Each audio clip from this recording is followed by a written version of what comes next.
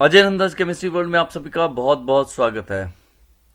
आज हम बात करेंगे टेट मेडिकल में केमिस्ट्री पोर्शन की। 21 नवंबर 2021 को टेट मेडिकल का जो एग्जाम हुआ था उसके केमिस्ट्री पोर्शन की बात करते हैं। मैं बिफोर द पेपर एक बात आपसे कहूंगा कि यहां जो केमिस्ट्री पोर्शन पूछा गया था that was a very easy part. बहुत आसान क्वेश्चन इसमें पूछे गए थे और मेडिकल के हिसाब से ये बहुत ही इजी मैं इसे रेट करूंगा। चलिए बात करते हैं। जो मेरे पास सीरीज थी उसमें क्वेश्चन नंबर 31 से मेडिकल के पेपर शुरू हुआ था। Let us come with the question number 31। The question was the main gas responsible for green house effect is. Green house effect के लिए कौन सी गैस रेस्पॉन्सिबल है, यहां इस वर्ड पे आप फोकस करें। द मेन गैस, सबसे ज्यादा कौन रेस्पॉन्सिबल है? It is carbon dioxide. Ozone भी रिस्पॉन्सिबल हो सकती है, बोथ बी एंड सी में बी द ऑप्शन, बट जब मेन पूछा गया है so carbon dioxide should be the right answer. The next is the main ingredient of the medicine to treat hyper acidity is. Hyper acidity के लिए जो हम लोग मेडिसिन यूज करते हैं that is a mixture of milk of magnesia, magnesium hydroxide and aluminium hydroxide. ये mixture हम लोग यूज करते हैं फॉर हाइपर एसिडिटी। अब यहां पर जो ऑप्शन दिए गए थे that was aluminium hydroxide, so D was the right answer for this question. The next was while diluting sulfuric acid it is recommended that acid should be added to water। हमेशा जब भी आप sulphuric acid को dilute करते हैं तो आपने देखा होगा we add acid to water. इसका रीजन ये है कि the reaction is highly exothermic, बहुत ज्यादा हीट इवॉल्व होती है। The reaction is highly exothermic, dilution of acid is highly exothermic, so B was the right answer here। Question number 34, deficiency of which vitamin causes night blindness? It is vitamin A, option is C here। Medical के हिसाब से बहुत आसान question, आप इसे कहेंगे night blindness, vitamin A. The next question was which element is used as promoter in Haber's process. Haber process में molybdenum is used as promoter. Iron और प्लैटिनम को एज कैटालिस्ट यूज करते हैं और एज प्रोमोटर हम लोग molybdenum use करते हैं। So Mo B was the right answer here. Which of the following will undergo corrosion more easily. Corrosion उस एलिमेंट का ज्यादा होगा जो ज्यादा रिएक्टिव होगा। तो अगर यहां आप रिएक्टिविटी देखेंगे तो ये सबसे कम रिएक्टिव है, ये उससे थोड़ा ज्यादा रिएक्टिव है, ये उससे ज्यादा रिएक्टिव है, सबसे ज्यादा रिएक्टिव है जिंक। सो जिंक का कोरोजन सबसे ज्यादा होगा, it is most reactive here. ये बहुत ज्यादा इजीली रिएक्ट कर जाएगा। The next question was natural rubber is a polymer derived from isoprene. Natural rubber is derived from isoprene, so C was the right answer here. The next was isotopes. Isotopes differ in. Isotopes वो होते हैं विच have same atomic number but different mass number. जिनका atomic number तो same है, mass number different है। For example hydrogen 1 1, hydrogen 2 1। अब इनमें अगर आप देखेंगे तो एटॉमिक नंबर सेम है, means number of protons same है, तो ये नहीं हो सकता। प्रोटॉन सेम है, इलेक्ट्रॉन सेम है, ये नहीं हो सकता। They differ in number of neutrons. वैसे भी आप देखें here the number of neutrons is 0, here the number of neutrons is 1, 1 minus 1 it is 2 minus 1, so they differ in the number of neutrons। Isotopes have different mass numbers, so they differ in the number of neutrons। A was the right answer here। Which of the following is the most reactive non-metal?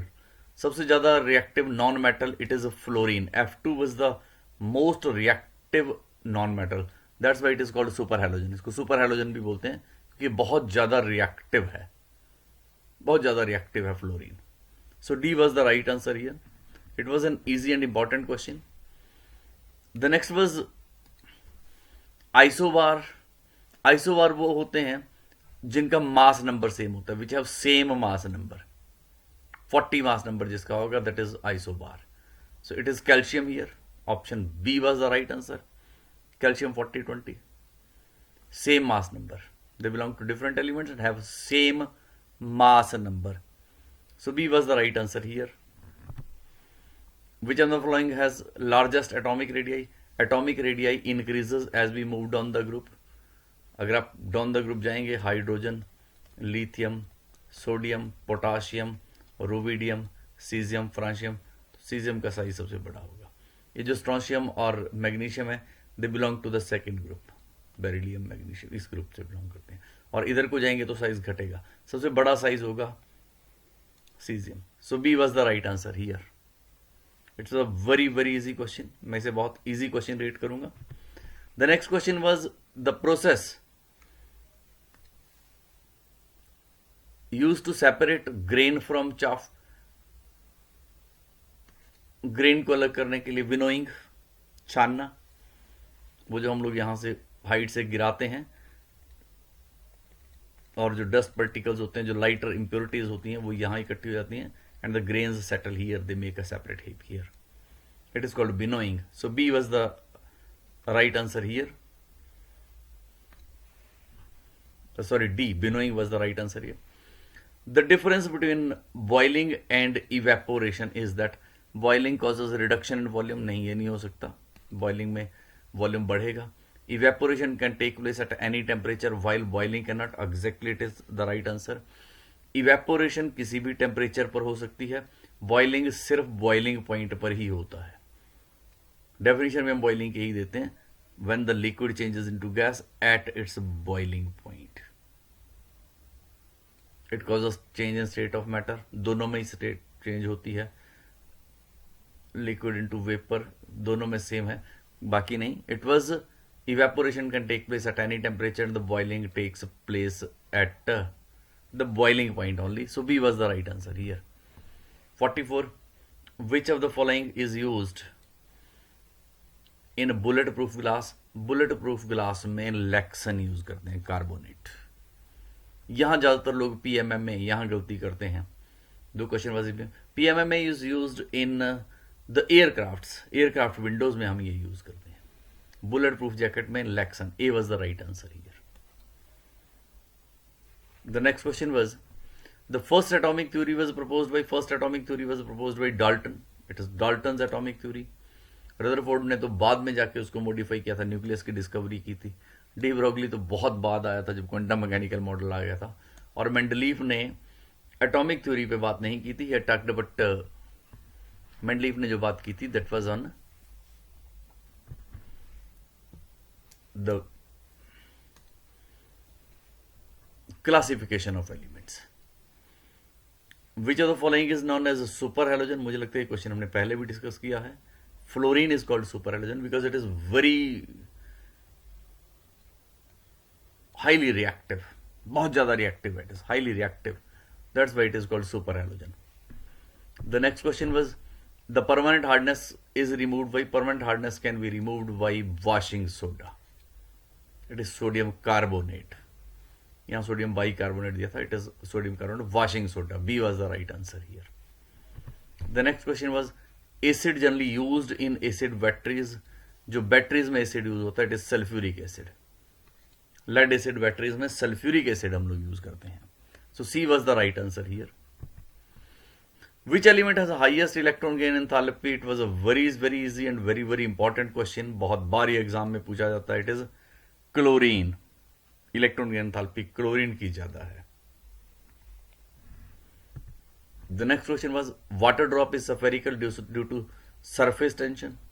Surface tension की वजह से liquid drop spherical होती है। They try to occupy minimum possible surface area, और सबसे कम surface area same volume में sphere का होता है, that's why they are spherical. Surface tension was the right answer. D was the right answer. C was the right answer here. The next question was which acid is present in lemon. It belongs to citrus family, so the acid is citric acid.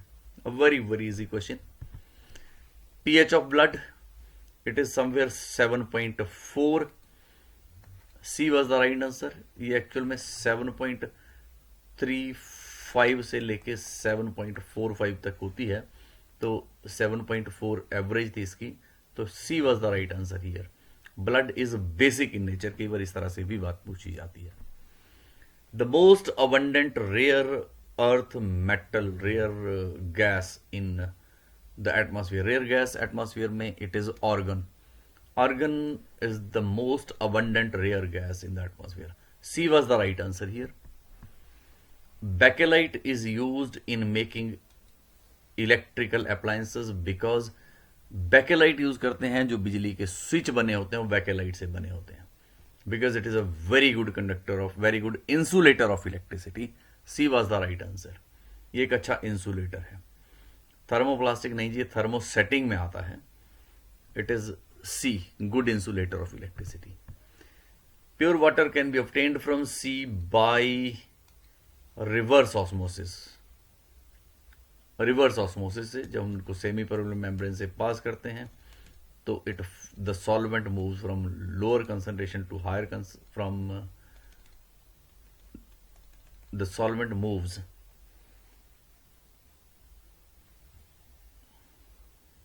through semi-permeable membrane from lower concentration to higher concentration.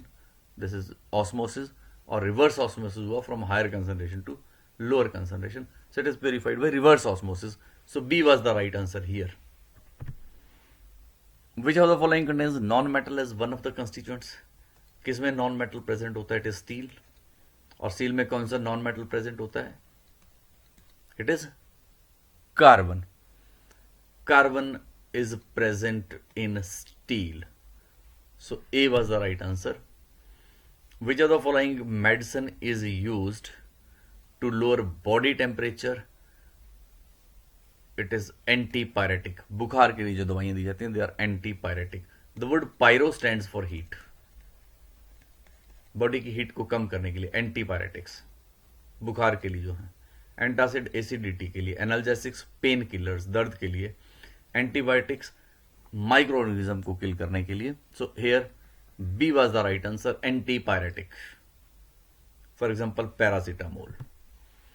Which of the following is not a Lewis base? Lewis base कौन सा नहीं है?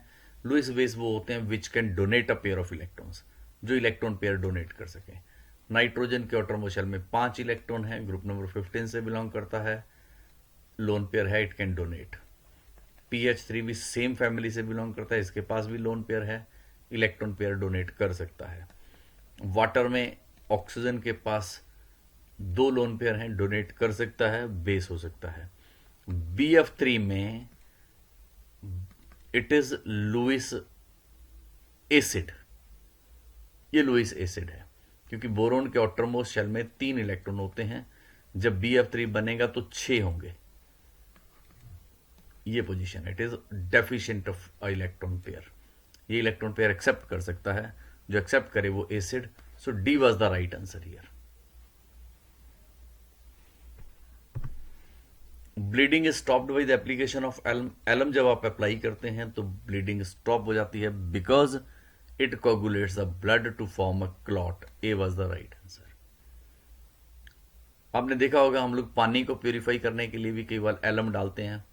We use potash alum which we call फिटकरी.